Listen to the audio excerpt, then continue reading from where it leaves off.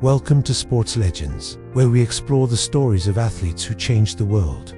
Today, we honor a man who floated like a butterfly and stung like a bee, not just in the ring, but in the fight for justice.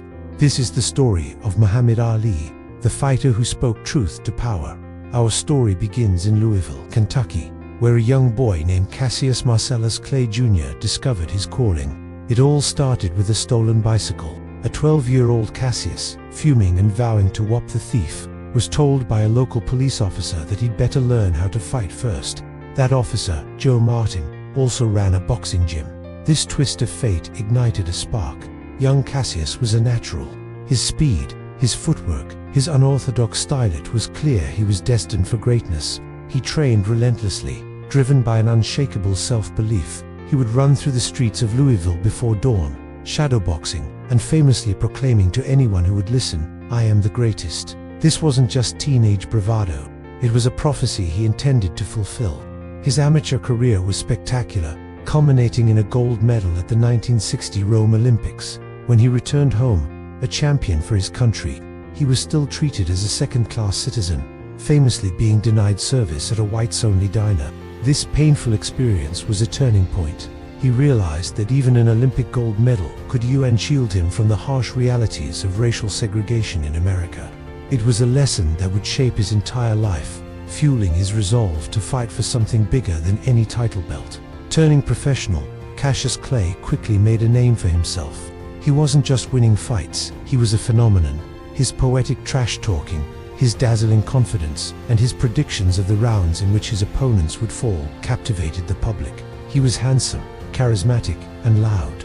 The media and the boxing establishment didn't know what to make of him. He was a force of nature, completely rewriting the script for what an athlete could be. He was a showman, but beneath the bravado was a laser-focused competitor, climbing the heavyweight ranks with astonishing speed and skill. In 1964, he got his shot at the title against the formidable and feared champion, Sonny Liston. Almost no one gave the young challenger a chance, but Clay was unfazed. He taunted Liston, calling him a big, ugly bear, and predicted a victory that seemed impossible. In one of the greatest upsets in sports history, Clay dominated the fight, forcing Liston to quit on his stool after the 6th round. Shaking up the world, he roared into the microphones, "I am the greatest. I am the greatest. I'm the king of the world." At just 22 years old, he had reached the pinnacle of his sport. But his biggest shock was yet to come. The day after the fight, he announced that he was a member of the Nation of Islam and would be changing his name from Cassius Clay, what he called his slave name, to Muhammad Ali. This decision was seismic. It was a bold declaration of his black identity and his spiritual convictions, and it alienated much of white America and the conservative sports world. They saw it as a betrayal, an embrace of a radical movement.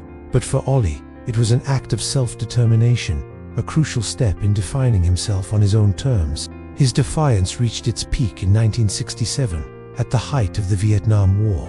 Ali was drafted into the US Army. He refused to go, citing his religious beliefs and his opposition to the war. His famous words, "I ain't got no quarrel with them, Viet Cong," echoed across the nation and the world. He argued that it was hypocritical to ask him to fight for freedom abroad when his own people were denied basic rights at home. The consequences were severe. He was stripped of his heavyweight title. His boxing license was suspended, and he was convicted of draft evasion, facing a 5-year prison sentence. For 3.5 years, during what should have been the prime of his athletic career, Muhammad Ali was banned from boxing. He couldn't earn a living in the ring, but he found a new purpose. He became a powerful voice in the anti-war movement and a symbol of the civil rights struggle. He toured college campuses, engaging in debates and speeches, sharpening his wit and his arguments. He wasn't just a fighter anymore. He was a leader, an orator, a man of principle who was willing to sacrifice everything for what he believed in. This period of exile transformed him from a sports hero into a global icon of resistance and conscience. In 1971, the Supreme Court overturned his conviction, and Ali was free to fight again.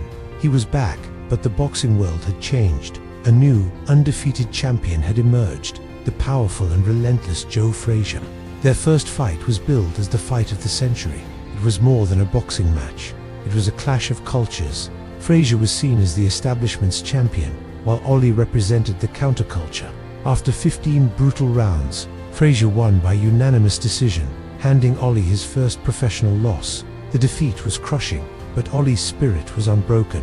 He knew his journey back to the top was just beginning. He vowed to reclaim his title. The path led him to one of the most famous sporting events in history, the Rumble in the Jungle. In 1974, in Kinshasa, Zaire, Ali faced the seemingly invincible George Foreman, a younger, stronger champion who had demolished Joe Frazier. Again, Ali was the underdog. Everyone expected Foreman's raw power to be too much, but Ali had a brilliant and risky plan. For 7 rounds, he leaned against the ropes, absorbing Foreman's thunderous punches, a strategy he later called the rope-a-dope. He let Foreman exhaust himself, all the while taunting him, "Is that all you got, George?" Then, in the 8th round, Ollie exploded off the ropes and knocked Foreman out, completing one of the most stunning comebacks in all of sports. He had done the impossible once again. He was the champion of the world. Ollie's legendary career continued with the thriller in Manila, his third and final epic battle against Joe Frazier. It was a fight of unimaginable brutality that pushed both men to the very limits of human endurance. Ali emerged victorious after Frazier's corner stopped the fight, but he would later say it was the closest thing he'd ever known to death. These fights defined an era, but they also took a physical toll. As the years went on, the quick-witted, fast-footed champion began to slow. The effects of a long, punishing career became more apparent. In 1981, after a final loss, Muhammad Ali retired from boxing for good.